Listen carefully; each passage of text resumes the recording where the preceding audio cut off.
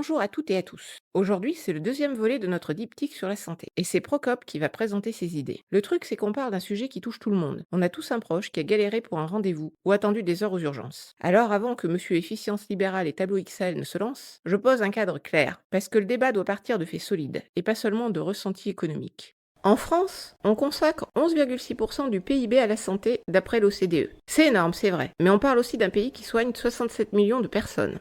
Autre chiffre qui pique. L'adresse montre que l'hôpital compte environ 374 000 lits d'hospitalisation complète. Et tu vois, quand c'est manque, ce ne sont pas des coûts qui disparaissent, ce sont des vies fragiles qui attendent. Et puis il y a la dépense de santé moyenne, à 3 475 euros par habitant, selon l'INSEE. Dit comme ça, c'est sec. Mais derrière, on parle de soins réels, de médicaments, d'examens qui sauvent des vies. Mais bon, je sens déjà Procope prêt à nous expliquer que tout cela serait plus simple avec un peu plus de marché et un peu moins d'État, et beaucoup de liberté. Vous allez voir, il a bien révisé. Les chiffres, il n'y a que ça qui compte pour lui. Avant de lui laisser la main, je vous rappelle que cette vidéo fait partie d'un diptyque. Si vous n'avez pas vu la première partie, celle où je présentais la vision de LFI pour un système universaliste et solidaire, allez-y jeter un œil. Ça aide vraiment à comprendre notre désaccord et surtout pourquoi on se complète autant. Et tant que vous y êtes, abonnez-vous, activez la cloche, mettez le petit pouce en l'air. Je vous assure que ça change tout pour une petite chaîne comme la nôtre. Bon, je crois que Monsieur trépigne. Il est prêt à nous expliquer comment il sauverait la santé publique sans dépenser un euro de plus, tout en promettant des miracles. Ça va être quelque chose. Alors, je ne vous fais pas attendre. On démarre tout de suite avec son premier constat. Allez, montre-nous ton diagnostic. Bon, merci Rosa pour ce joli préambule, enfin, je crois. Je vais partir d'un principe simple. On dépense beaucoup, mais on soigne mal. C'est pas un avis, c'est pas un ressenti économique, ce sont des faits. La France consacre 11,6% de son PIB à la santé. C'est colossal. On est dans le top mondial. On dépense comme les États-Unis, sans avoir ni leur salaire, ni leurs innovations. Et pourtant, chaque Français connaît quelqu'un qui renonce à des soins, attend 6 mois pour un spécialiste ou passe la nuit aux urgences. Ça, c'est le premier mystère français. Un pays qui met plus d'argent que ses voisins, mais obtient moins. Normalement, quand on paye plus, on obtient mieux. Sauf chez nous. Chez nous, on paye plus pour obtenir moins. Un concept très made in France. Regardons les chiffres posément. Nous avons 374 000 lits d'hospitalisation complète. C'est énorme. Et pourtant, il manque partout. Pourquoi? Parce que le lit n'est pas le problème. Ce qui manque, ce sont les bras, les soignants, l'organisation rationnelle. On dépense aussi 3 475 euros de soins et biens médicaux par habitant. Un effort titanesque. Mais cet argent ne se transforme pas en soins accessibles. Il se transforme en délai, en renoncement, en saturation. Et puis, il y a les renoncements aux soins justement, 3 fois plus élevés qu'en Suisse, alors qu'on dépense presque pareil. Et les déserts médicaux, parlons-en, 8,6 millions de Français sans médecin traitant. Pour un pays qui prétend avoir le meilleur système du monde, ça pique un peu, non? Pour résumer, notre système est généreux mais dysfonctionnel. En fait, on a un système qui se prend les pieds dans son propre tapis. Donc oui, on dépense beaucoup, mais on n'achète pas d'efficacité, pas d'accessibilité, pas de fluidité, pas de résultat. Voilà, c'est mon premier constat. Un constat simple, brutal, mais indispensable. Et maintenant que le décor est posé, je sens que Rosa va avoir des choses à dire. On peut y aller? Tu me décris les symptômes, mais pas les causes. Le truc, c'est qu'on dépense beaucoup, oui, mais pas au bon endroit. Tu vois, les moyens partent dans des strates administratives qui explosent, la sous-traitance privée hors de prix, et les intérims payés 2 fois plus. Pendant ce temps, les soignants manquent partout. On n'a pas un problème de PIB, on a un problème de répartition. Sur le terrain, c'est l'austérité qui tue le système, pas la dépense brute. Moins de bras, plus de bureaucratie. Forcément, ça sature. Bref, tu me parles du budget. Moi, je parle de ceux qui soignent vraiment. Tu me ressors l'austérité comme un réflexe pavlovien. Mais les chiffres racontent autre chose. Le budget santé a fait x2,5 en 20 ans. Le coût de la vie, lui, a fait x1,5. Donc non, on n'a pas serré la vis. On a même ouvert les vannes. Et pourtant, ça craque. Pourquoi? Parce que c'est pas un problème de manque, c'est un problème d'allocation. Tu le dis toi-même, l'argent part dans la sous-traitance, l'intérim, les strates administratives. Ça, c'est pas de l'austérité. C'est de la gestion publique telle qu'on la pratique depuis 50 ans. Tu veux plus de bras, mais tu refuses qu'on touche à la machine qui les fait fuir. C'est un peu comme reprendre une voiture sans moteur. Ça brille, mais ça avancera pas. Donc oui, les moyens sont mal placés, mais c'est pas en rajoutant des milliards dans les mêmes tuyaux bouchés qu'on soignera mieux. On dépense beaucoup, on soigne mal. Le problème, c'est la structure, pas la dépense brute. Tu compares la France à la Suisse comme si tout était interchangeable. Le truc, c'est que ce n'est pas la même échelle. 8 millions d'habitants d'un côté, 67 millions de l'autre. Comparer les deux, c'est comme comparer un voilier à un paquebot. Ça flotte, oui, mais ça ne navigue pas pareil. Et puis, la Suisse, tu connais les franchises? 2500 francs avant le premier remboursement. Les ménages étouffent sous les primes. Les Pays-Bas? Hôpitaux privés, d'accord, mais sous perfusion publique permanente. Libre marché, mais uniquement sur le papier. Donc non, tes modèles miracles, ils brillent de loin, mais pas de près. On a déjà fait la comparaison France-Suisse. Alors, je te rappelle un détail que tu zappes systématiquement, d'accord? En 1960, nos deux pays avaient le même PIB par habitant. Même point de départ, même base. Et normalement, un pays de 67 millions de personnes devrait profiter d'économies d'échelle, non? Plus grand, plus optimisé. Chez nous, c'est l'inverse. C'est plus grand, mais plus lent. Alors non, la taille n'explique rien. Un système efficace à 8 millions doit être encore plus à 67. Le voilier et le paquebot, c'est joli, mais ça n'explique pas pourquoi le paquebot prend l'eau de toutes parts. Les franchises suisses, oui, elles piquent, mais attendre 6 mois pour un spécialiste, ça pique aussi, hein. Et malgré ces franchises, les renoncements en soins sont 3 fois plus bas qu'en France. C'est gênant pour ta démonstration. Quant aux Pays-Bas sous perfusion, si être régulé, c'est être sous perfusion, alors la France vit en dialyse permanente. Et j'ai aucun problème avec un État qui met la main à la poche, à condition qu'il reste sous les 30% du PIB, pas qu'il devienne obèse. Je vends pas de miracle, je regarde les résultats, mais ils sont meilleurs ailleurs. Tu me dis que la taille n'explique rien, mais tu oublies le quotidien des gens. La Suisse affiche moins de renoncements, oui, mais avec des primes qui explosent. 300 francs par mois pour une famille, tu trouves ça enviable? Et comparer nos délais avec leur système, sans parler du prix payé par les ménages, franchement, ça biaise tout. Un modèle efficace qui exclut, c'est juste un modèle cassé. Rosa, j'ai vraiment l'impression de faire du surplace. Tu bloques sur les prix suisses, mais tu oublies le prix français. Les Suisses payent environ 18% d'un salaire super brut médian pour leur santé. En France, on est à 22. Sauf que chez eux, ça fonctionne. Chez nous, on ne le voit pas, parce que tout est noyé dans les cotisations. Résultat, fiche de paye nette minable et accès aux soins qui se dégradent. Donc oui, les Suisses payent, mais ils sont soignés. Nous, on paye plus pour avoir moins. Le vrai problème, c'est pas le prix, c'est ce qu'on obtient en échange du prix. Et chez nous, ça coince. Bon, ok Procop, on a compris. La Suisse, c'est ton petit crush secret. Mais on va éviter d'en faire un poster dans le studio, hein? Allez, on avance. Tu nous as servi ton premier constat bien salé. Maintenant, on balance le second. Je sens qu'on n'a pas fini de s'écharper. Très bien, passons au second constat. Il est simple, brutal et impossible à nier. Notre système de santé est paralysé par son administration. On parle d'un secteur où chaque année, on injecte des milliards, et où mystérieusement, l'argent disparaît dans les étages, pas dans les soins. Tu sais, on aime dire que l'hôpital manque de moyens. En réalité, il manque de soignants, pas de gestionnaires. Aujourd'hui, un hôpital français ressemble plus à une agence comptable qu'à un lieu de soins. On a des chefs de service qui surveillent des chefs de pôle, qui surveillent des managers de parcours, qui surveillent des coordonnateurs transversaux, qui surveillent des tableaux Excel que plus personne ne lit. Et pendant ce temps, aux urgences, on manque de bras. Je te jure, parfois j'ai l'impression qu'on a inventé des métiers juste pour éviter de recruter des infirmiers. Regarde les chiffres. La France compte 3 fois plus d'administratifs de santé que la Suisse ou les Pays-Bas. 3 fois plus. Et pourtant, c'est pas eux qui posent des perfs ou recoussent des plaies. Les ARS, elles décident de tout, de la fermeture d'un service jusqu'à la couleur des murs. Mais elles ne soignent personne. Elles organisent, contrôlent, évaluent, redécoupent, recentralisent. Et chaque année, on empile une couche de plus. Le millefeuille administratif version XXL. Conséquence logique, l'argent n'atteint plus le terrain. Il s'évapore dans la machine. On finance des réunions, pas des soins. On finance des audits, pas des lits. On finance des indicateurs PowerPoint, pas des médecins. C'est pour ça que je dis que le problème n'est pas ce qu'on dépense, mais où va la dépense. Et aujourd'hui, elle va partout, sauf là où elle devrait. Tu peux ajouter des milliards, Rosa, mais tant que la structure reste la même, les soignants continueront à fuir, les services continueront à fermer, et les patients continueront à poireauter dans les couloirs. C'est ça, mon deuxième constat. Pas un souci de générosité, pas un manque d'efforts financiers, juste un système obèse qui digère mal et qui étouffe ce qui essaie encore de soigner. Tu décris bien le bazar administratif, mais tu te trompes sur l'origine. Le truc, c'est que ce millefeuille, on ne l'a pas hérité d'un État trop social. On l'a fabriqué avec la T2A, les réorganisations managériales et la logique de rentabilité. Moins de soignants, plus de reporting. Moins de moyens humains, plus de tableaux de bord. Tu vois, quand on coupe des postes médicaux, on compense avec des gestionnaires, pas l'inverse. Tu dis que la machine étouffe. Moi, je dis que tu confonds bureaucratie et service public. Et ça, forcément, ça change tout. Tu inverses totalement cause et conséquence. La T2A, les réorganisations managériales, les indicateurs, tout ça n'a pas créé la bureaucratie. Ça a été inventé pour tenter de la contrôler. Quand un système est centralisé et opaque, on ajoute des couches, des contrôleurs, des tableaux. C'est mécanique, pas idéologique. Et tu le dis toi-même, on coupe des postes médicaux et on les remplace par des gestionnaires. Ça, c'est pas moins d'État. C'est le signe qu'un État obèse ne sait plus gérer. Dans un modèle libéral régulé, on recrute des soignants. Dans un modèle centralisé, on recrute des strates. C'est exactement ce qu'on vit. Et non, bureaucratie et service public, c'est pas la même chose. Le service public, c'est le soin. La bureaucratie, c'est la machine qui l'étouffe. Je sais que tu aimes le système actuel, mais tu peux rajouter tous les milliards que tu veux, tant que la structure reste la même, tu fabriques juste plus de machines, pas plus de soins.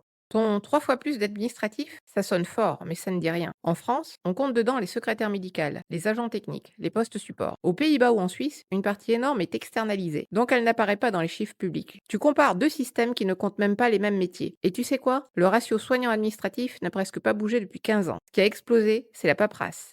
Dire 3 fois plus sans dire ce qu'on compare, franchement, ça vaut pas grand-chose. Et tu le sais très bien. Non mais tu joues sur les étiquettes là. Je n'ai jamais parlé de virer les secrétaires médicales ni les agents techniques. Je parle du millefeuille hiérarchique, des étages entiers de coordination, de contrôle, de pilotage. Cela ne soigne pas. Et eux, on les a multipliés. L'externalisation? Très bien. Externaliser ne fait pas disparaître les gens. Ils existent toujours, ils travaillent toujours. Simplement, ils n'apparaissent plus dans la même colonne budgétaire. Mais même en comptant large, on ne rattrape pas un ratio multiplié par 3. Tu dis que le ratio n'a pas bougé depuis 15 ans. Parfait. Et tu ajoutes que la paperasse explose. Donc on est d'accord. La machine produit de la paperasse plus vite qu'elle ne produit du soin. Et c'est pas la faute des secrétaires, c'est celle du système qui les noie. Alors on peut rebaptiser les cases, Rosa, mais les patients voient bien qu'ils attendent toujours autant. Les chiffres se discutent, d'accord, mais les résultats, non. Et ils disent très clairement où est le problème.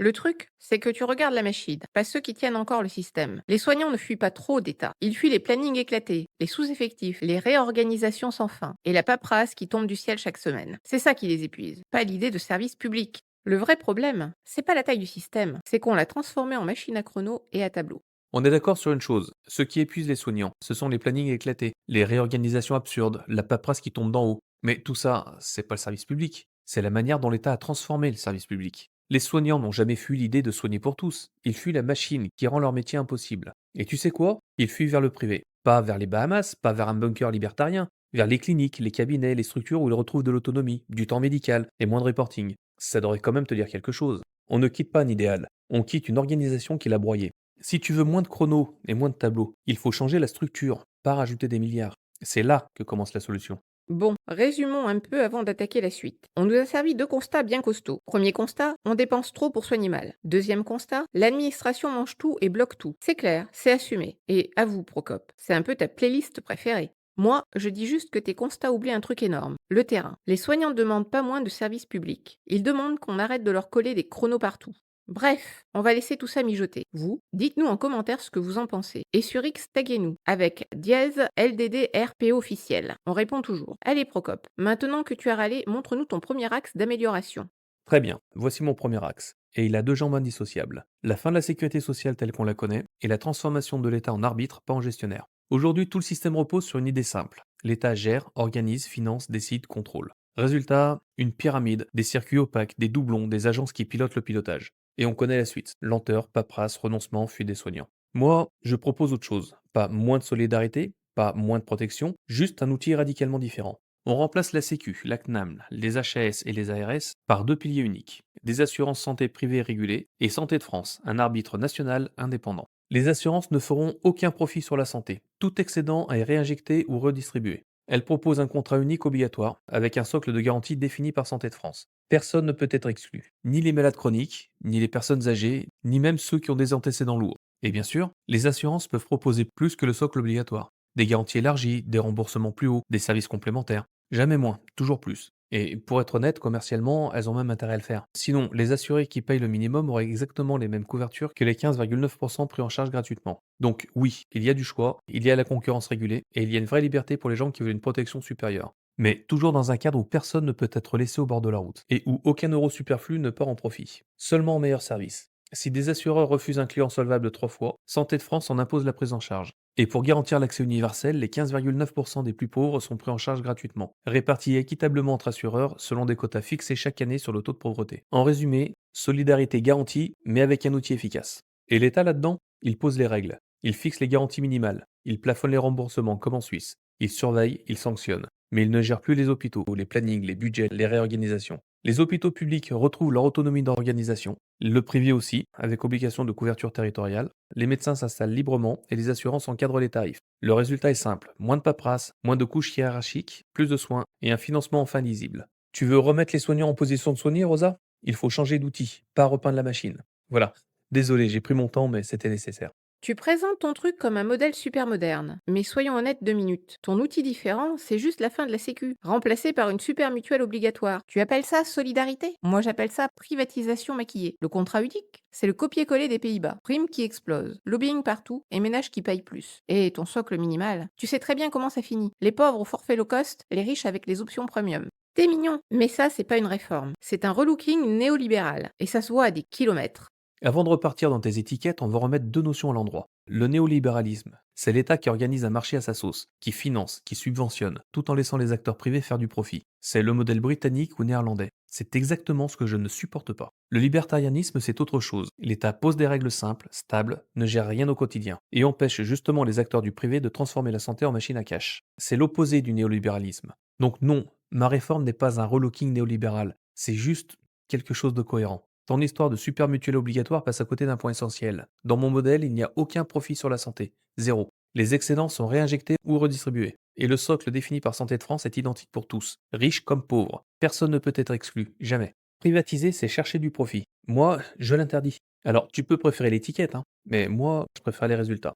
Tu peux changer les mots si tu veux, mais on voit très bien ce que ton modèle fabrique. Ton socle obligatoire, ça devient toujours un panier minimal, le strict nécessaire, rien de plus. Et derrière, les contrats supérieurs réservent des options aux plus aisés. Tu appelles ça la liberté. Moi, j'y vois un ticket d'entrée pour les riches et un menu enfant pour les autres. Et puis ton histoire de quota pour les plus pauvres, tu te rends compte de ce que cela crée? Une catégorie gratuite assignée au contrat low cost. Super pour lutter contre la stigmatisation. Tu peux rigoler, oui, mais ça pique. Et ça, désolé, mais c'est pas ma vision de l'égalité. Rosa, tu pars du principe que socle égale low cost. Mais c'est exactement l'inverse. Le socle santé de France est protégé par la loi. Pas de déremboursement, pas d'ajustement technique, pas de baisse discrète comme on le voit chaque année avec les sécu. Tu appelles ça minimal, moi j'appelle ça stable. Et puis, soyons sérieux 2 minutes. Le système a deux vitesses. On l'a déjà. Les plus aisés ont des complémentaires premium, les plus modestes ont une mutuelle de base. Et certains n'ont rien du tout.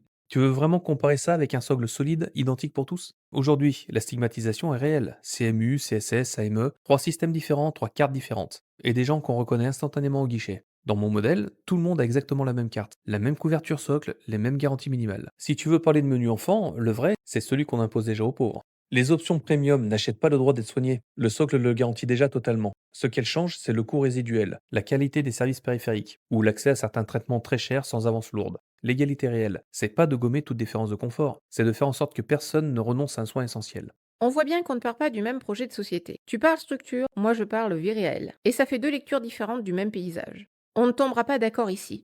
Alors vas-y, enchaîne avec ton deuxième axe. C'est vrai, on ne part pas du tout du même projet de société. Toi, tu pars des intentions, moi je pars de la structure. Et la structure, c'est ce qui finit par façonner les vies réelles, qu'on le veuille ou non. On tombera pas d'accord, mais c'est pas grave. C'est justement ce qui donne de l'intérêt à ces débats, non? Alors oui, avançons. On peut passer à mon second axe d'amélioration. Bon, passons à la suite. Je sais déjà que ça va me donner des migraines. Mais allons-y. J'ai apporté ma tisane, ma patience. Et je suis prête à exposer à tout le monde le danger de tes délires. Allez, balance ton chef-d'œuvre.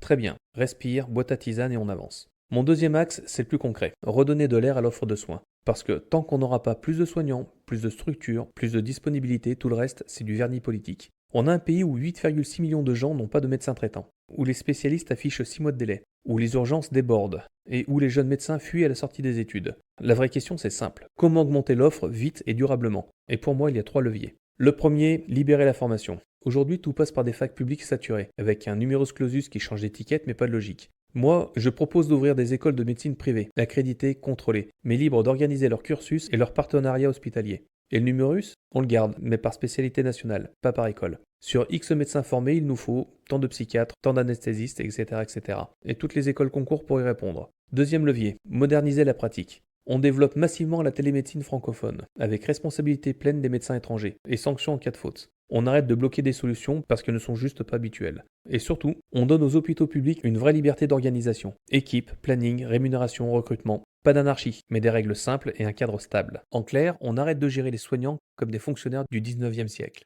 Troisième levier, laisser respirer les structures. Les hôpitaux publics seront financés sur leur activité réelle, pas sur des tableaux d'allocation. Les cliniques privées peuvent s'implanter librement, mais avec une obligation claire. Ouvrir aussi en zone délaissée si elles s'installent en zone attractive. On assouplit les tarifs façon suisse. Des plafonds de remboursement mais pas de prix, pour attirer les jeunes médecins au lieu de les pousser dehors. Le résultat, c'est simple. Plus de bras, plus de lieux où se faire soigner, moins d'attentes et une offre médicale qui respire enfin. Ouvrir des écoles privées de médecine, tu sais très bien ce que ça donne. On sélectionne par l'argent, pas par le mérite. Et l'ascenseur social, lui, reste coincé au rez-de-chaussée. Regarde les États-Unis ou le Royaume-Uni. Des étudiants endettés jusqu'au cou, poussés vers les spécialités les plus lucratives et presque plus généralistes. C'est exactement ce que tu dis vouloir éviter. Et puis, tes partenariats hospitaliers privés, tu imagines le public déjà exsangue devoir concourir pour attirer les externes? Tu veux plus de médecins? Pourquoi inventer un système où seuls les riches peuvent se former? Franchement, ça tient pas debout. Tu me compares aux États-Unis ou au Royaume-Uni. C'est mignon, mais ça n'a rien à voir. Aux États-Unis, les écoles fixent leurs prix librement, font du profit et poussent à la dette. Dans mon modèle, les écoles sont accréditées, contrôlées et en grande partie financées par l'État. Et les quotas sont décidés au niveau national, par spécialité. On n'ouvre pas les vannes du chaos, on ouvre l'accès. Et parlons sélection sociale. Aujourd'hui, avec une seule filière saturée, tu as des préparations privées, des logements hors de prix, et concours qui filtrent surtout le portefeuille. La rareté favorise les riches. L'abondance, elle, ouvre la porte aux autres.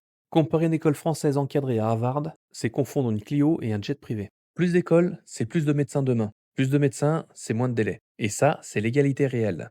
Ta télémédecine moderne, on en parle 2 minutes? C'est pratique, oui, mais ça ne règle rien du tout. Dans les zones rurales, tu n'as même pas une connexion correcte. Chez les personnes âgées, tu as la fracture numérique. Et pour les maladies chroniques, il faut du suivi réel, pas une caméra floue dans un salon. Faire appel à des médecins étrangers à distance, désolé, mais c'est du dumping médical. Tu déshabilles des pays qui manquent déjà de soignants.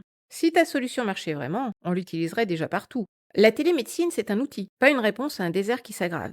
Tu me fais le procès d'un outil, alors que ton propre modèle ne propose rien pour les mois qui viennent. Dans tes solutions, tu augmentes le numérus, tu mets plus d'argent, tu appelles les médecins retraités, sachant que la moitié d'entre eux refusent déjà les remplacements. Et même si tout fonctionne, il faudra 10 ans pour en voir les effets. Les gens dans les déserts médicaux n'ont pas le luxe d'attendre. La télémédecine, je l'ai dit, n'est pas un remplacement. C'est un levier pour gagner du temps médical tout de suite. Un généraliste peut délester 20% de ses actes simples en téléconsultation et consacrer ce temps aux chroniques, aux lourds, aux fragiles. C'est exactement ce que la Suisse fait, et ça marche parce qu'on ne leur colle pas 400 pages de circulaire. Le dumping médical? Mais ces médecins ne quittent pas leur pays, ils exercent à distance, sous responsabilité pleine, perte d'agrément en cas de faute. Rien à voir avec tes fantasmes d'exploitation de cerveau. Factuellement, Rosa, entre une solution dans 10 ans et une solution dans quelques mois, tu choisis laquelle? Moi, je choisis celle qui soigne les gens maintenant.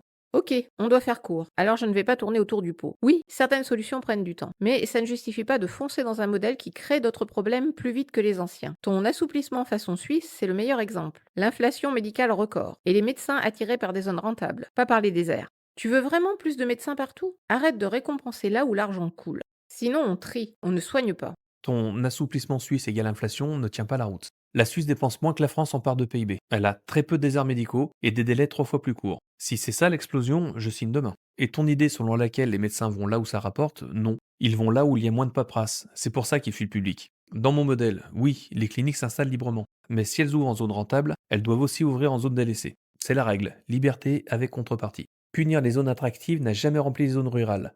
Inciter, si. Bon, on arrive déjà à la fin, et je crois que tout le monde a compris une chose. Procope adore ses axes d'amélioration, tellement qu'il a mangé la moitié du temps de débat pour les détailler. Présenter des solutions réelles plutôt que d'arroser en espérant que ça marche, oui, ça prend du temps, Rosa. Non, non, non, la conclusion, c'est mon moment. Tu as déjà explosé ton temps de parole. Ton micro est en vacances là. Alors je vais faire simple. Ces deux constats, c'était quoi? 1. On dépense trop pour soigner mal. 2. L'administration étouffe tout. Sur le deuxième, on se retrouve un peu. Sur le premier, le truc, c'est que je vois surtout une question de répartition, pas de générosité de la Sécu. C'est deux remèdes maintenant. Premier axe, remplacer la sécurité sociale par un système d'assurance privée sans profit avec un gros arbitre national au milieu. Sur le papier, ça a l'air propre. Dans la vraie vie, ça ressemble quand même beaucoup à une privatisation maquillée, avec socle minimal pour tout le monde et option pour ceux qui peuvent payer plus. Et pour info, Santé de France, c'est beau, mais le sigle, c'est SDF. Deuxième axe. Plus d'écoles privées, plus de liberté et de tarifs, télémédecine partout. Dit comme ça fait moderne. Mais tu grattes un peu. Et tu vois vite les médecins qui se concentrent là où ça rapporte. Les tarifs qui respirent surtout vers le haut. Et la fracture numérique qui s'élargit. Du coup, on va vous laisser trancher. Dites-nous en commentaire ce que vous pensez des constats de Procope et de Sermed. Est-ce que son état arbitre et ses assurances privées vous rassurent? Ou est-ce que ça vous fait un peu lever un sourcil? Est-ce que vous croyez que la solution passe par plus de marchés régulés? Ou par un service public renforcé? Mieux financé? Mieux organisé? Et surtout, continuez le débat avec nous ici dans les commentaires. Ou sur X, en nous taguant avec dièse LDDRP officiel. On lit tout, on répond souvent, et on adore quand vous nous bousculez un peu aussi. Si cet épisode vous a plu, abonnez-vous pour ne pas rater la suite. Activez la cloche, mettez le petit pouce en l'air et partagez la vidéo sur tous vos réseaux. Plus vous serez nombreux à nous suivre, plus nous pourrons prendre le temps de démonter les idées de Procope, et parfois de reconnaître quand il marque un point, même si ça risque d'être rare. Merci à toutes et à tous. On se retrouve très vite pour un nouveau débat.